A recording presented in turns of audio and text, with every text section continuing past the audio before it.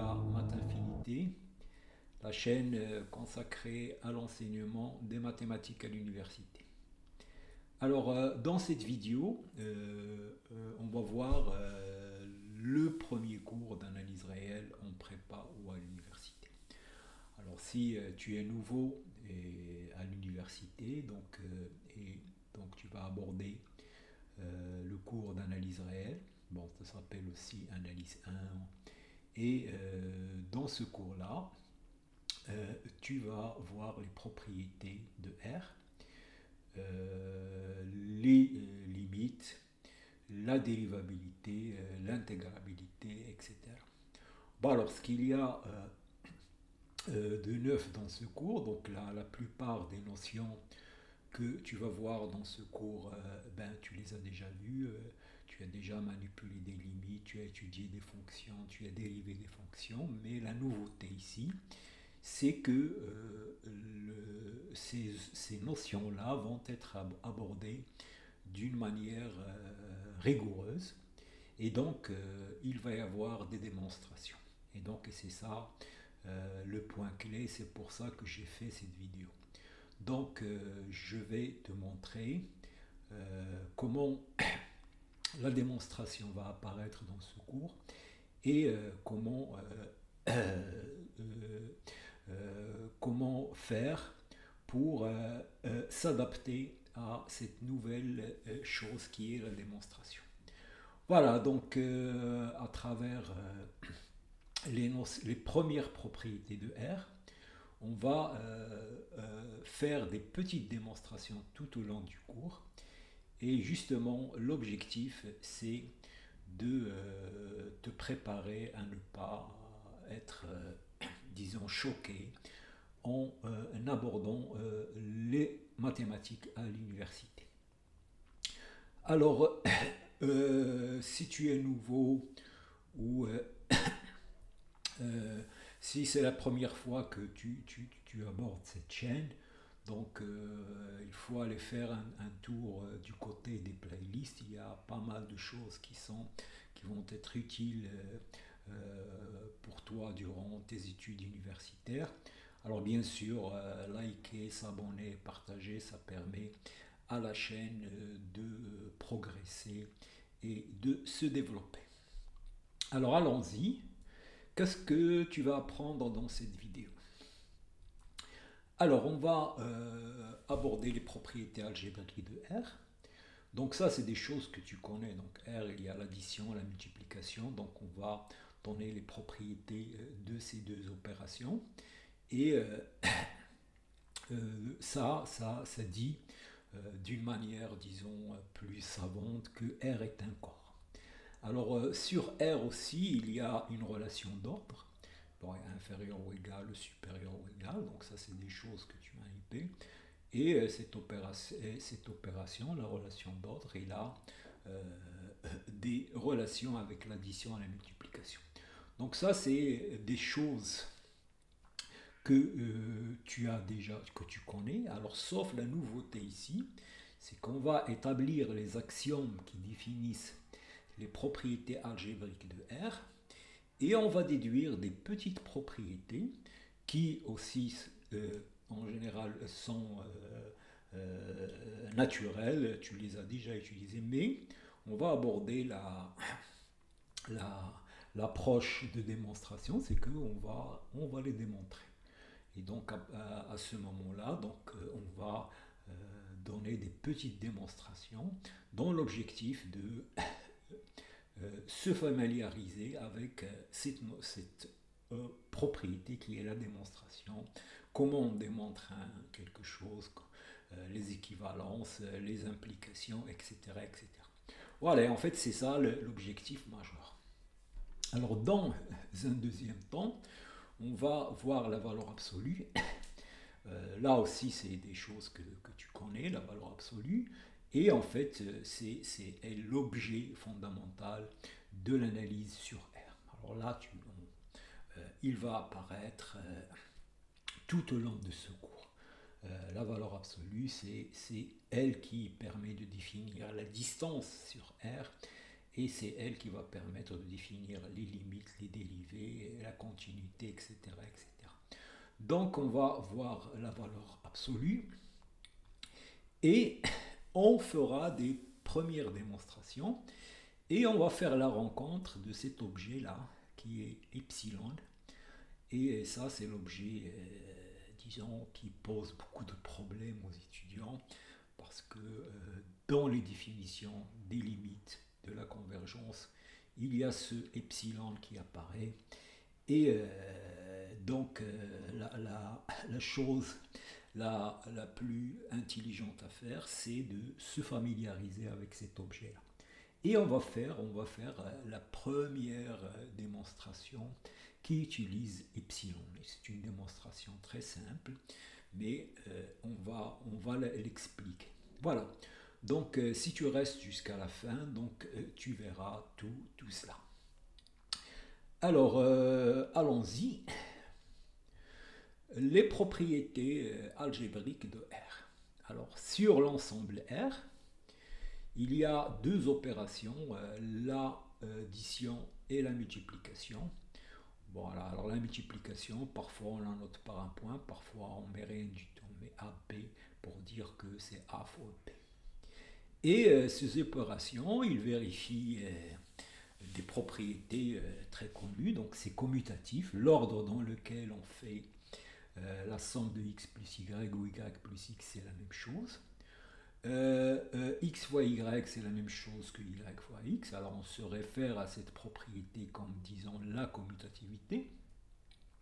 Alors l'associativité, donc si tu fais x plus y ensuite plus z, c'est la même chose que si tu fais y plus z et ensuite x. Et donc voilà, et donc les parenthèses sont inutiles, sauf s'il y a des choses de C. Et la même chose pour la multiplication, il y a aussi associatif. xy fois z, c'est la même chose que x fois yz. Alors, il y a un 0 pour l'addition, donc c'est ce qu'on appelle l'élément neutre de l'addition. Si vous ajoutez 0 à n'importe quel x, ça ne change rien du tout. Et il y a un élément unité. 1, c'est l'élément neutre pour la multiplication. Quand on multiplie 1 fois x, ça donne toujours x. Et bien sûr, 1 est différent de 0.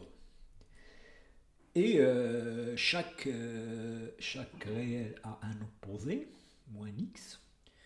Donc ça, c'est x plus moins x, ça donne 0, moins x plus x égale à 0. Et chaque réel non nul, alors là, ce non nul est très important parce que quand on veut diviser, donc il faut s'assurer que x et ça peut être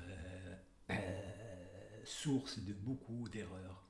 Donc quand vous avez une quantité et vous voulez diviser par cette quantité, il faut s'assurer que cette quantité est différente de 0. Voilà, et donc ça en général, parfois les étudiants ne font pas attention à ça. Donc l'inverse, x fois 1 sur x égale 1. Voilà, donc ça, et finalement, il y a une relation entre l'addition et la multiplication, c'est la distributivité. Donc x facteur de y plus z égale à xy plus xz. Voilà, donc ça c'est les actions des deux opérations sur R, à savoir l'addition et la multiplication. Et on se réfère à ça en disant que R est un corps commutatif. Alors commutatif par rapport à la multiplication, le mot commutatif. Puisque, voilà, alors il y a un autre corps que vous connaissez qui est l'ensemble des nombres complexes. Ceci encore, il a des propriétés comme ça, mais ça ne nous intéresse pas pour le moment. Voilà, donc ça, une manière savante de dire ces 6 propriétés, c'est de dire que R est un corps.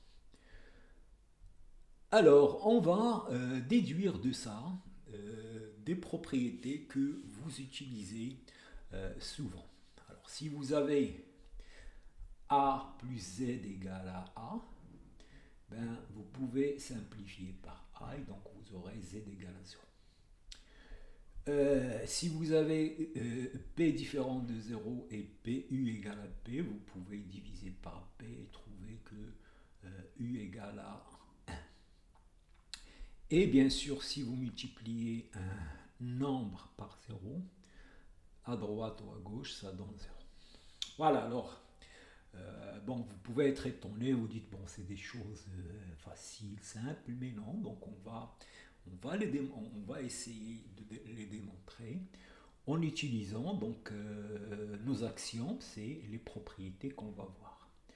Alors, donc, dans la démonstration, on va utiliser ces actions. Chaque fois qu'on fait une opération, on doit la justifier en disant qu'il est l'axiome que j'ai utilisé. Les axiomes, ils sont les axiomes du corps.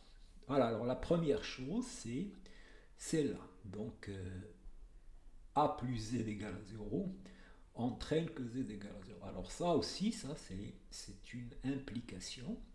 Donc je vais supposer ça et faire des démarches logiques utilisant mes actions pour arriver à Z égale à 0. Donc à partir de là, je dois arriver à Z égale à 0.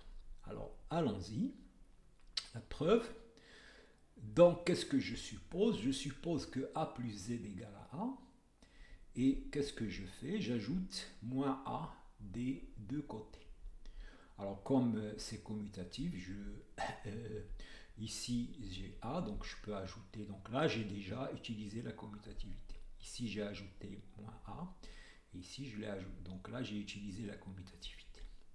Alors maintenant, qu'est-ce que je vais faire? Je vais utiliser l'associativité aussi. Donc je vais enlever cette parenthèse. Et donc voilà, donc là j'ai utilisé l'associativité. Alors ici je sais que A plus moins A c'est 0, puisque moins A c'est l'inverse de A, donc ça c'est l'axiome de l'inverse que j'ai utilisé ici. Et ici j'ai utilisé l'associativité de l'addition. Et là aussi je vais avoir 0, et donc je vais avoir Z égale à 0. Voilà, donc voilà une première démonstration. J'ai fait cette hypothèse, j'ai fait des transformations et toutes les transformations sont justifiées. Ici, j'utilise la commutativité, or j'aurais pu écrire ici moins A plus A. Et ici, j'utilise l'associativité et j'obtiens ça. Alors pour ça, la même chose. On va supposer que P de U égale à P avec l'hypothèse que P est différent de 0.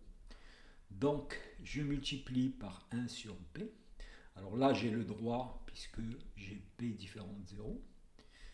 Et je multiplie ici par 1 sur P. Alors là, j'utilise l'axiome de l'inverse. Donc là, je vais trouver 1. Et maintenant, j'utilise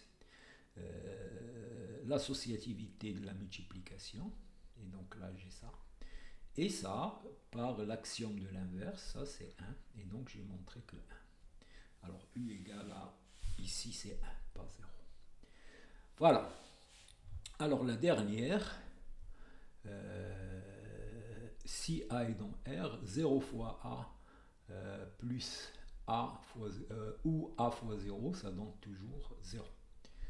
Alors, qu'est-ce que je fais? Je fais que A plus 0 fois A. Alors A, c'est 1 fois A, parce que 1, c'est l'élément neutre, plus 0 fois A. Donc ici. Alors j'utilise la distributivité. Donc ça, c'est 1 plus 0. 1 plus 0, c'est 1. Et donc j'ai un A égale à A. Voilà. Donc là, je suis parti de là. J'ai utilisé l'élément neutre. J'ai utilisé la distributivité. J'ai réutilisé l'élément neutre. Et là maintenant, j'ai A plus quelque chose égale à A. A plus Z égale à A. Donc je peux utiliser la première. Et donc je déduis que A égale à 0. Et voilà une première démonstration. Voilà, alors donc ça, l'objectif, c'est de dire, il faut s'asseoir et refaire cette petite démonstration parce que l'esprit, c'est savoir utiliser les actions pour démontrer. Donc là, pour des choses simples, alors après, on aura à le faire pour des choses plus compliquées. Voilà, et on écrit la phrase qui était c'est ce qu'il fallait démontrer. Alors maintenant, l'unicité de l'inverse. Si vous avez un a différent de 0 et a fois b égale à 1, et bien b c'est forcément l'inverse de a. Et si vous avez ab égale à 0, alors forcément soit a égale à 0 ou b égale à 0. Voilà, donc là aussi, on va montrer ça en utilisant que les axiomes et peut-être la proposition qu'on vient de montrer. Voilà, alors allons-y. La preuve, on suppose que AB égale à 1. Alors ensuite, on multiplie par l'inverse de A, donc 1 sur A fois AB égale à 1 sur A. Et ensuite, on va utiliser l'associativité, donc 1A fois AB égale à 1A.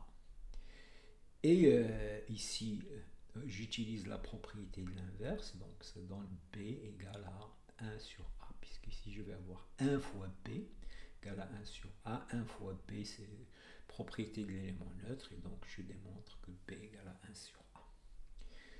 Alors maintenant, supposons que AB égale à 0. Alors je veux montrer soit A égale à 0 ou B égale à 0. Dans ce cas-là, je suppose que A est différent de 0 et je montre que nécessairement B égale à 0. Ou bien je suppose que B est différent de 0 et nécessairement A égale à 0. Donc j'ai AB égale à 0 et je suppose que A est différent de 0. Donc je multiplie par l'inverse de A. J'utilise, puisque AB égale à 0, donc j'ai ça. Alors on a montré que quelque chose fois 0 dans la proposition précédente égale à 0. Et donc je vais en déduire ici, j'utilise l'associativité, je vais en déduire que B égale à 0. Voilà, donc voilà la deuxième proposition. Alors, allons-y maintenant. Maintenant, les nombres rationnels et irrationnels. Alors, comme je l'ai dit, l'objet de l'analyse réelle, c'est travailler avec R. Alors, on connaît les N, donc l'ensemble des entiers naturels. Donc là, les entiers relatifs. Alors, ils sont bien sûr dans R. Et vous avez P sur Q, les rationnels. Voilà, donc ça c'est des nombres naturels qu'on a manipulés. Alors, par contre, les éléments de R, c'est pas clair. Donc en fait, historiquement, les gens à l'époque des Grecs considéraient que tous les nombres sont en fait rationnels, jusqu'à ce qu'ils vont trouver un nombre qui n'est pas rationnel. Et à partir de là, les nombres réels vont apparaître. Alors, donc, il faut remarquer que Q aussi, c'est un corps, puisque toutes les propriétés qu'on a montrées pour R algébrique restent là-dedans. Donc Q est un corps. Alors après, on verra dans une autre vidéo qu'est-ce qui fait la différence entre R et Q. C'est une propriété que R a, que Q n'a pas, qu'on verra plus tard. Alors maintenant, la question qui se pose, est-ce qu'il y a des nombres dans R qui ne sont pas dans Q? Donc ça, il faut travailler un petit peu. Donc c'est quelque chose qui n'était pas évident durant l'histoire de l'humanité et de l'histoire des mathématiques. Et le premier nombre qui est réel mais qui n'est pas rationnel, c'est ce qu'on connaît, c'est la solution de cette équation. R carré égale à 2. Alors comment on est amené à cette équation? D'une manière simple. Donc les Grecs faisaient de la géométrie. Donc quand on considère un triangle rectangle, ici vous avez 1 et ici vous avez 1, alors vous savez que l'hypoténuse R, il vérifie R carré égale à 2. Donc voilà, donc ce R existe, hein, puisque là vous pouvez toujours construire un triangle de longueur une unité. Et donc ce nombre qui est solution de cette équation existe. Alors pour les Grecs, c'était pour eux ce nombre doit être disons qu'il appelait commusurable, c'est-à-dire que c'est un quotient de deux nombres entiers. Et ils ont essayé de faire ça et puis se sont rendus compte que ce n'est pas vrai. Et il y a eu une démonstration pour montrer que racine de 2 n'est pas rationnelle. Donc cette équation n'a pas de solution dans Q. Donc il y a des nombres réels qui ne sont pas dans Q. Alors la preuve de ce théorème, c'est par l'absurde. Donc là, je vais supposer qu'il y a une solution rationnelle de cette équation. Donc il y a un nombre de la forme P sur Q au carré, P sur Q au carré égale à 2. Donc il y a un nombre dont le carré égale à 2. Alors bien sûr, ce nombre positif, P et Q sont dans N, ils sont premiers entre eux. Je peux toujours choisir que P et Q n'ont pas de diviseur commun. S'il y a un diviseur, je le simplifie ici. Donc je suppose que P et Q n'ont pas de diviseur commun. Alors, quand j'écris cette équation, s'écrit aussi P carré égale à 2 fois Q au carré. Et donc, P carré est pair. Et si vous avez un nombre pair, dont le carré est pair, ce nombre est nécessairement pair. Pourquoi? Parce que si vous prenez un nombre impair et que vous faites le carré, vous allez trouver un nombre impair, puisque vous allez trouver 2 fois 2n carré plus 2 plus 1. Donc, si vous avez un nombre dont le carré est pair, ce nombre est nécessairement pair. Et donc, on va remplacer cette équation là-dedans. Donc, ça va donner 4k carré égale à 2q carré. Donc, vous allez trouver que q carré égale à 2k carré. Et donc là, q carré aussi est pair. Et donc, q est pair. Donc on a P est pair, Q est pair, donc ça veut dire qu'ils ont 2 comme diviseur commun, et ça c'est pas possible, puisqu'on a supposé que P et Q sont premiers entre eux, et donc on a montré que la relation. Voilà, donc ça c'est racine de 2, c'est le premier, disons, nombre qu'on a trouvé géométriquement de cette manière, et on a montré qu'il n'est pas donc. Alors il y a aussi pi. Alors pi, c'est il apparaît quand vous divisez le périmètre d'un cercle par son rayon, vous allez trouver 2pi. Et donc pi apparaît. Les gens connaissaient pi depuis longtemps. Et aussi les Grecs soupçonnaient que pi n'était pas rationnel. Alors là, il a fallu attendre très longtemps avant que les mathématiciens ne montrent que pi n'est pas rationnel. Mais ça, c'est une histoire. Et la démonstration est assez. Il y a plusieurs démonstrations et c'est des démonstrations assez compliquées. Voilà. Donc on a montré que dans R, il y a des nombres qui ne sont pas rationnels. Alors maintenant, la relation d'ordre dans R. Donc on a vu l'addition, la multiplication, il y a une relation d'ordre dans R. Alors, pour cela, eh ben, il y a un axiome qui dit que dans R, il y a un sous-ensemble appelé ensemble des nombres positifs. Donc il y a dans R un sous-ensemble non vide constitué des nombres positifs ou strictement positifs. Alors cet ensemble, il vérifie la chose suivante.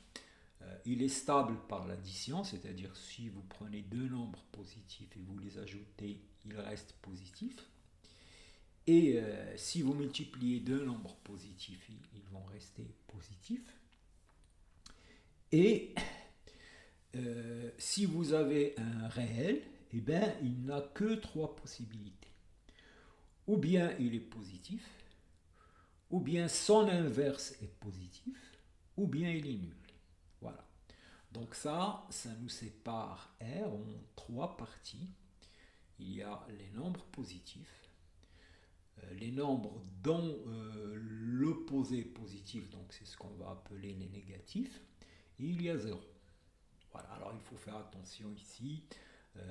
En français, on dit positif, mais parfois certaines personnes disent que 0 est positif. Bon, dans la terminologie anglaise, ils ne disent pas ça. 0 n'a pas de signe, hein, donc ni positif ni négatif. Voilà, donc on va aborder ce point de vue. Voilà, donc il y a ces sous-ensembles. Alors là, vous êtes habitué, vous travaillez, vous appelez ça R+, ou R+ étoile, etc.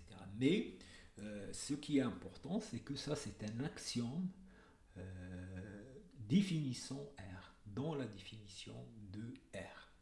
Et c'est à partir de ces nombres-là qu'on peut définir la relation d'ordre. Alors il y a cette trichotomie qu'on est habitué à ça, et vous êtes habitué à ça. Quand je vous donne un nombre réel, et ben, il est soit positif, soit négatif, soit nul. Donc il n'y a pas de possibilité. Mais ça, c'est vraiment quelque chose qui est important, propriété importante de R, et beaucoup de propriétés découlent de celle-là, sans qu'on se rende compte. Alors, on va définir maintenant les relations d'ordre. Alors, je vais dire que A est strictement supérieur à B si A moins P est positif. Voilà, alors ici, positif pour moi, c'est positif strictement. Donc, A moins P est positif. Alors, je note ça A strictement supérieur à P ou P strictement inférieur à A. Donc, voilà, donc j'ai défini A supérieur ou égal à B comme la différence est positive, appartient à R, appartient à P. Et j'écris A moins P positif ou nul, donc je l'écris comme ça, A supérieur à B ou B inférieur ou égal à A. Et la trichotomie va impliquer, donc si vous avez deux nombres, et bien A moins P, il est soit positif, donc A est supérieur à B, soit nul, donc A égale à P, soit négatif, et donc A est strictement inférieur à P. Donc vous avez cette conséquence de la trichotomie. Voilà, donc il faut se rappeler la définition. Alors ça, c'est important parce que être positif est plus simple à manipuler que ça. Donc quand vous avez une inégalité, il faut penser à calculer la différence et étudier le signe de la différence. Alors on va déduire quelques propriétés. Alors d'abord, la relation d'ordre est transitive. Si A est strictement inférieur à B et B strictement inférieur à C, alors A strictement inférieur à C. Si A est strictement inférieur à B, vous ajoutez un nombre quelconque, vous aurez A plus C strictement inférieur à B plus C. Et pour multiplier, donc si vous avez A strictement inférieur et C positif, vous avez AC inférieur strictement à BC. Et si A est strictement et C est négatif, ben, l'ordre va changer. Voilà. Alors ça, c'est vraiment la base de toutes les opérations on va faire, qu'on fait dans l'analyse réelle. Parce que dans l'analyse réelle, on manipule des inégalités, on montre des inégalités, et donc on utilise ces trois propriétés. Alors il faut faire attention à celle-là. Alors la plupart des étudiants n'hésitent pas. Dès qu'ils ont A inférieur à B, un C quelconque, ils multiplient, ils gardent l'autre. Il faut faire attention aussi. Ça, c'est une erreur à ne pas commettre. Donc, quand vous voulez, là, il n'y a pas de problème. Vous ajoutez il n'y a rien qui change. Mais quand vous multipliez, il faut que la quantité, étudiez le signe de la quantité. Si vous ne savez pas que la quantité est positive ou négative, il faut faire attention. Voilà, donc là, à ce niveau-là. Voilà, alors on va montrer ça en utilisant la définition de la relation d'ordre. Alors ici, je dois montrer une application. Donc je dois supposer ça et montrer ça. Là aussi, je dois supposer ça et montrer ça. Et là aussi, ce sont tous des implications. Alors allons-y. La première. Donc, je veux montrer cette implication. Alors là, je vous invite, si vous voulez, vous pouvez vous arrêter et essayer de faire ce petit exercice en utilisant cette petite démonstration, en utilisant la définition. Donc là, comme vous avez une démonstration, il faut savoir ces définitions. Donc ça, c'est important pour démontrer quelque chose. Si vous ne savez pas ce que ça veut dire A strictement inférieur à B, vous ne pouvez rien faire, vous ne pouvez rien démontrer. Donc là, les définitions sont importantes. Donc là, j'ouvre cette parenthèse. Il faut connaître toutes les définitions. Quand vous êtes devant quelque chose que vous voulez démontrer, il faut dire qu'est-ce que ça veut dire ça et qu'est-ce que ça veut dire ça. Voilà, avant d'aller plus loin. Et qu'est-ce que je veux montrer. Donc, allons-y, voilà la définition. Donc, notre définition, c'est ça, c'est que A strictement inférieur à B, si, alors ici, si seulement si, B moins A est positif, appartient à P. Donc, je dois utiliser cette définition. Alors, allons-y, alors je suppose ça, donc je suppose ça et je vais arriver ici. Alors, cette hypothèse, qu'est-ce que ça me dit?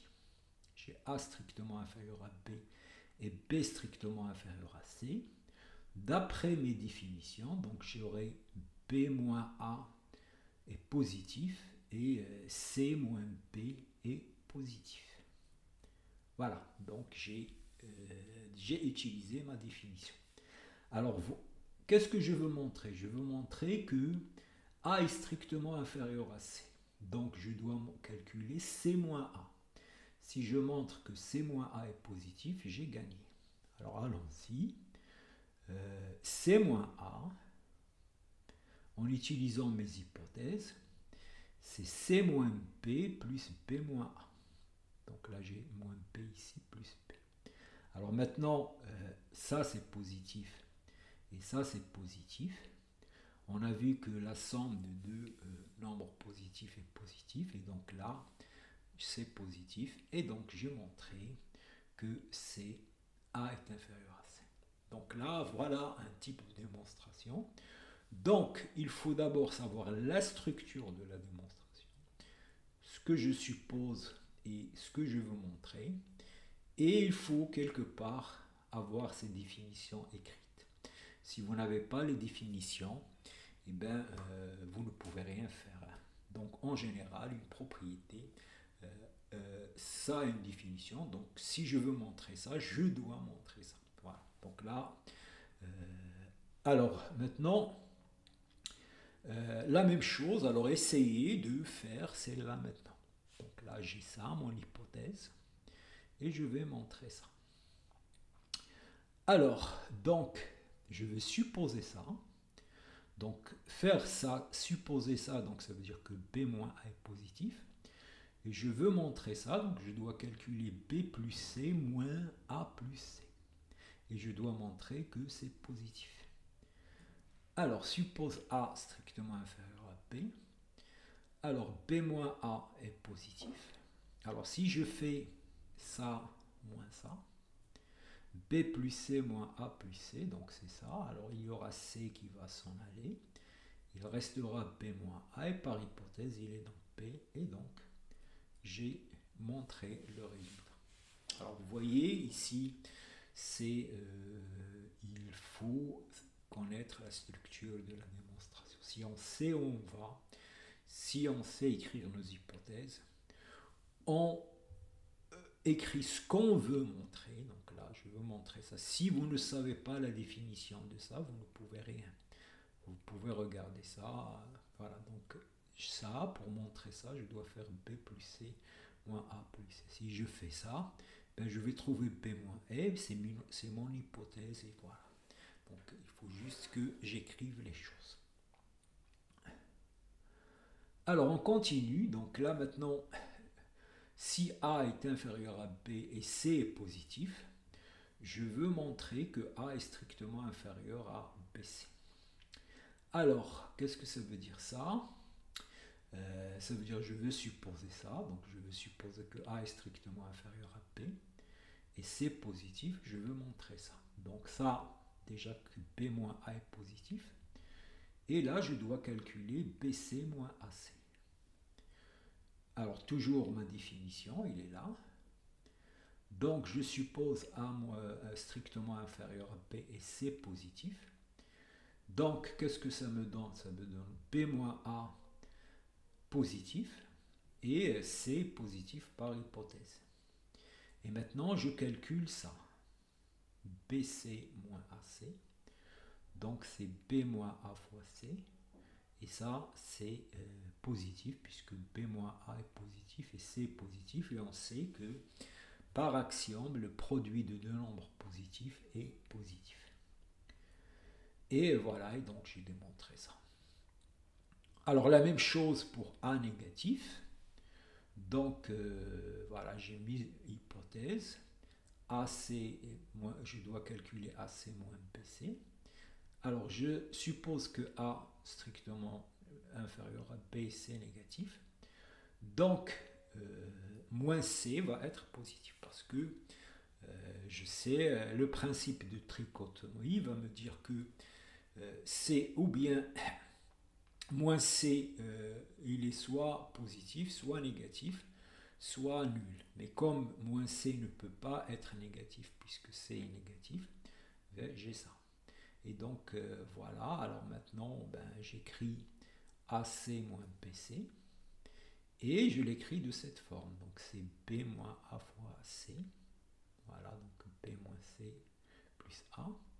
Ça c'est positif et moins C est positif, donc ça c'est positif.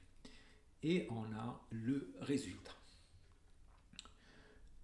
Voilà, donc voilà. Voilà, donc ça c'est ce petit, donc ça c'est un peu l'esprit de ce module. Il y aura des petites démonstrations et il faut s'habituer à les faire. Et il ne faut pas paniquer au début. Il faut faire donc quand vous avez le cours, il faut refaire les démonstrations et essayer de le refaire tout seul. Alors maintenant la valeur absolue. Alors la valeur absolue, donc c'est un nombre réel qui est égal à A si A est strict et positif, moins A si A est négatif et nul si A égale 0. Donc c'est comme ça qu'on définit la valeur absolue. Alors les propriétés de la valeur absolue. La valeur absolue du produit, c'est le produit des valeurs absolues. La valeur absolue au carré, c'est A au carré. Un nombre est toujours compris entre moins sa valeur absolue et sa valeur absolue. Il est supérieur ou égal à moins A et inférieur ou égal à A. Alors bien que cette propriété peut vous sembler évidente, mais il peut être très utile dans les démonstrations. Et si C est positif, on a cette équivalence. Voilà, donc ça c'est important. Donc montrer que la valeur absolue de quelque chose est inférieure à C, c'est équivalent à montrer que ce quelque chose est compris entre moins C et C. Alors bien sûr, c'est positif. Alors ça, parfois on tombe sur des équations avec les valeurs absolues et on les transforme en double inégalité et on étudie les inégalités en utilisant que ça, je dois faire A plus C positif, C moins A, etc. Donc voilà. Donc pour montrer ça, il faut montrer que ça, que A plus C est positif et A moins C est négatif. Voilà, alors allons-y. Montrant que la valeur absolue de A, B égale à valeur absolue de A fois valeur absolue. Alors là, puisque la valeur absolue est définie en fonction du signe ou de la positivité ou de la négativité, là on n'a pas le choix, on va discuter les cas. Ça aussi c'est un type de démonstration, discuter les différents cas. Donc on doit discuter A positif, B négatif, A négatif, B positif qui est la même chose et les deux sont positifs ou les deux sont négatifs. Et bien sûr AB égale à 0.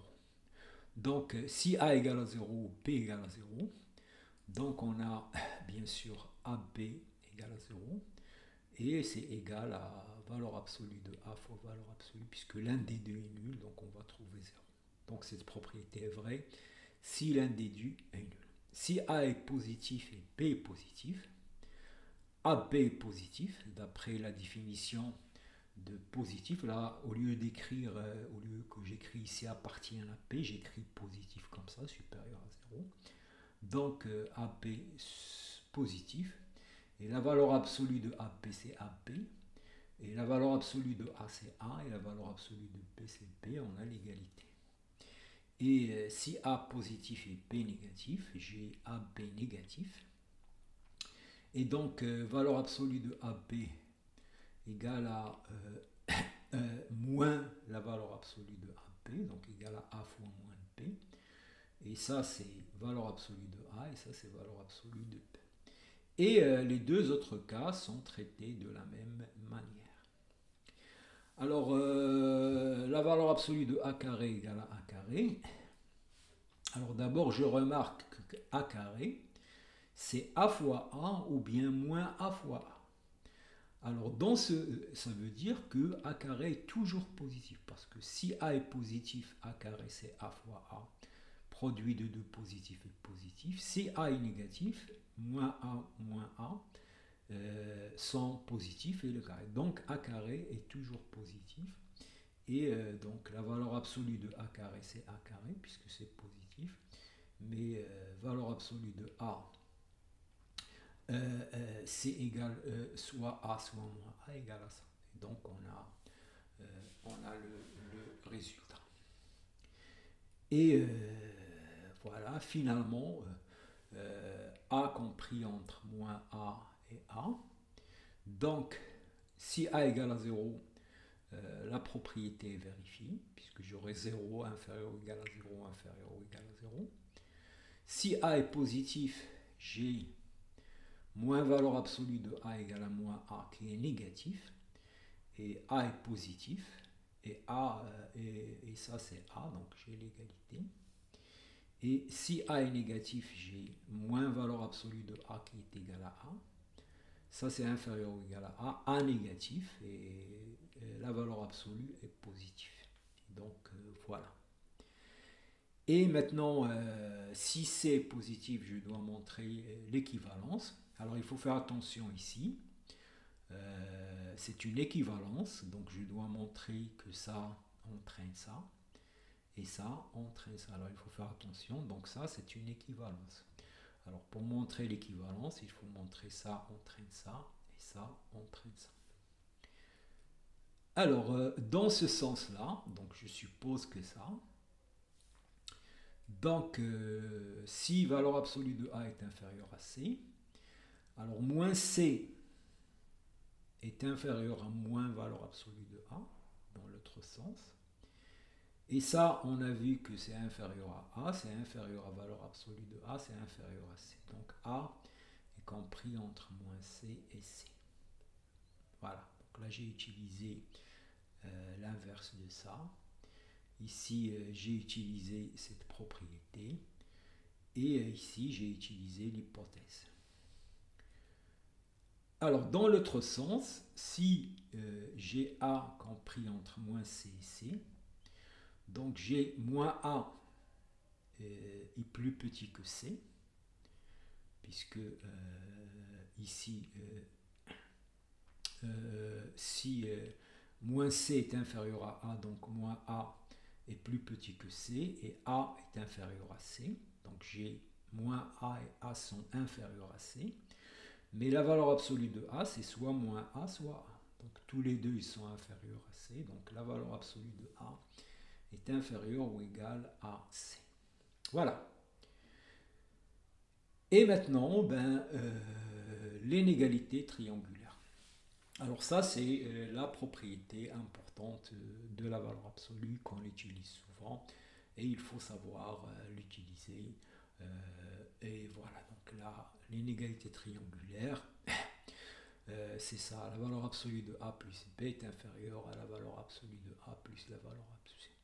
Alors la preuve, il est simple, puisque j'ai ça, j'ai A compris entre moins A et B compris entre moins B et B. Et donc je vais avoir que A plus B, je fais la somme, est compris entre moins ça et ça. Donc c'est ce qu'on a vu une quantité comprise entre moins C et C. Ça veut dire que la valeur absolue de cette quantité est inférieure ou égale à C. Et donc voilà, et on a montré l'inégalité triangulaire. Alors, il y a deux variantes de l'inégalité triangulaire. Il y a la valeur absolue de A moins B inférieure à la valeur absolue de A plus valeur absolue de B. Et la différence des valeurs absolues est inférieure à la différence. Donc ça aussi, c'est une inégalité qui peut être utilisée et il est très utile. Alors, la preuve. Bon, alors là, on écrit ça, donc A moins P, c'est A plus moins P.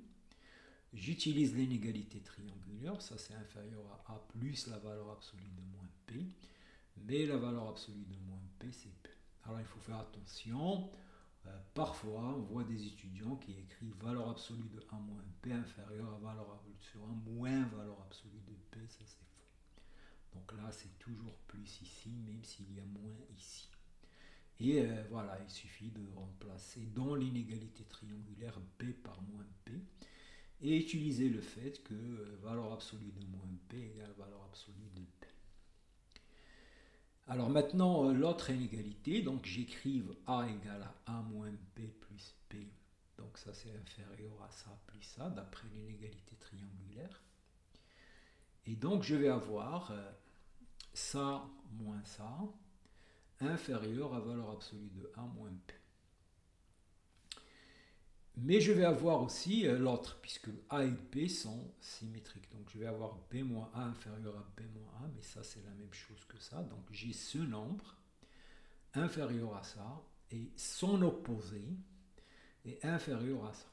Donc vous avez un nombre inférieur à C, et son opposé aussi inférieur à C, donc sa valeur absolue est inférieure à C, puisque la valeur absolue c'est soit égal à ça, soit égal à ça.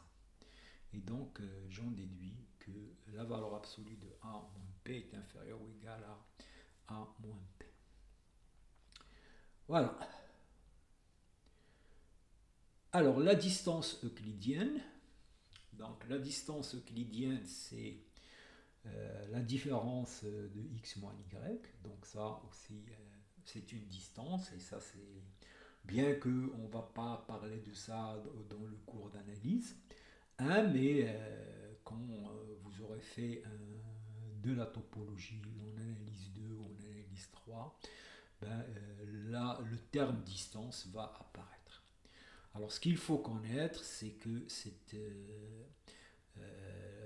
la valeur absolue de x moins y mesure la distance entre x et y sur la droite réelle. Alors cette distance, il vérifie des propriétés, il est positif, puisque la valeur absolue est positive. Il est symétrique, la valeur absolue de x moins y égale la valeur absolue de y moins x. La valeur absolue de x moins y est nulle si seulement si x égale à y, c'est-à-dire x moins y égale à 0. Et il y a l'inégalité triangulaire. Distance de x, y, c'est-à-dire x moins y est inférieur à la valeur absolue de x moins z plus z moins y. Alors là, vous écrivez donc valeur absolue de x moins y, vous ajoutez valeur absolue de x moins y, c'est x moins z plus z moins y. Et vous utilisez l'inégalité triangulaire de la valeur absolue. Et on va finir par le epsilon. Alors epsilon, donc ça, il va apparaître dans la définition de la limite d'une suite, dans la limite d'une fonction, et donc quand vous savez les limites de fonction, donc c'est la base de la continuité, et donc le epsilon va apparaître dans la continuité, et la dérivabilité c'est aussi une limite. Donc la dérivabilité va être aussi définie par une epsilon. Donc voilà, donc on va comprendre la notion de epsilon de voisinage. Alors qu'est-ce que ça veut dire un epsilon de voisinage? Donc vous prenez un nombre réel et vous prenez un epsilon. Alors le epsilon de voisinage de A, c'est tous les nombres réels qui sont à une distance strictement inférieure à epsilon de A. Donc tous les points qui ont une distance par rapport à A inférieure ou égale à epsilon. Voilà, alors donc cette inégalité, vous allez la voir souvent en analyse. Alors, il faut comprendre ce que ça veut dire. Alors dire que valeur absolue de x est inférieure à epsilon, donc ça veut dire que x moins a est compris entre moins epsilon et epsilon. Et ça veut dire que x est compris entre a plus epsilon et a moins epsilon. Donc le sigma, le epsilon de voisinage, c'est l'intervalle a moins epsilon, a plus epsilon ouvert. C'est l'intervalle a moins epsilon. Voilà, donc il faut ça, c'est aussi ça. Et donc, dans les définitions, quand vous trouvez ça, ben, c'est aussi la même chose que de dire ça. Et donc, ça, sur la droite réelle, donc vous avez A plus epsilon, A moins epsilon. Et voilà, le sigma voisinage, c'est ça. C'est cet intervalle ouvert. Alors ça, c'est quelque chose que vous allez voir. Voilà, et on va faire notre première démonstration avec epsilon. Alors on va, le théorème, alors ça aussi c'est une propriété qui est utilisée, donc x est donc, si vous avez un nombre qui est dans le voisinage, dans le epsilon voisinage de A pour tout epsilon, donc il est dans l'intervalle A moins epsilon, A plus epsilon, quel que soit epsilon, eh bien son nombre est forcément c'est A. Il n'y a pas d'autre nombre qui vérifie ça. Parce que le epsilon, bien que ce n'est pas dit dans les définitions, c'est une quantité très petite. Donc voilà. Donc dans les définitions de la limite, epsilon, on y pense et il devient intéressant quand il est petit. Et donc en fait ce qu'on veut montrer, alors là, si seulement si aussi, vous allez voir ça dans les énoncés, si seulement si, ben ça veut dire que c'est une équivalence. Donc ça veut dire que x égale à A, si seulement si, quel que soit epsilon, pour tout epsilon, x appartient à ce voisinage. Donc je dois montrer cette équivalence. Voilà, alors donc ça veut dire que si vous dites quel que soit epsilon, ça c'est inférieur strictement, ça veut dire que cette quantité, vous pouvez la rendre aussi petite que vous voulez. Parce que, voilà, vous pouvez prendre un epsilon aussi petit, x moins a va rester inférieur à epsilon. Et donc ça, ben, il n'y a pas de possibilité, la seule possibilité, c'est que x moins a est nul. Et voilà, alors bien que intuitivement cette propriété semble évidente, et ben on a besoin de faire une démonstration. Alors ici, donc voilà, donc ce qu'il faut, le si et seulement si, c'est une équivalence. Et donc je dois montrer cette équivalence. Alors pour montrer une équivalence, je dois montrer un sens et un autre sens. Alors dans ce sens-là, je suppose que x est égal à 1. Voilà, alors si je suppose et je veux montrer ça, donc je prends un epsilon positif strictement, et je dois montrer que ça est inférieur strictement à epsilon. Ben, je calcule x moins a, et donc x moins a c'est 0, et c'est inférieur à epsilon. Alors bien que c'est évident, mais ce qui est important, c'est la structure de la démonstration. L'hypothèse, quand vous voulez montrer que quel que soit epsilon, quelque chose de vérifié, vous prenez un epsilon, et vous essayez de majorer votre truc par epsilon. Voilà. Alors dans l'autre sens, eh ben, on va utiliser un outil mathématique de démonstration très puissant qui est la contraposée. Donc on va montrer la contraposée. Alors c'est quoi la contraposée? La contraposée, c'est que quand vous voulez montrer que P implique Q, vous devez montrer, c'est la même chose que de montrer que non Q implique non P. Et ça, c'est une propriété importante en mathématiques. Et ça,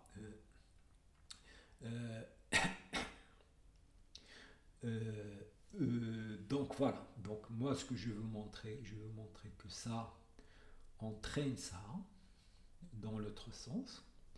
Donc je vais montrer la contraposée. La contraposée, c'est non ça entraîne non ça. Alors non ça, c'est x différent de a.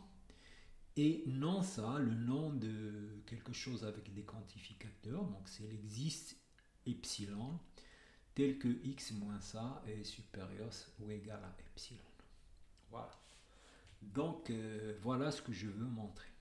Alors donc, je suppose que x est différent de a, et je cherche un epsilon positif qui vérifie ça.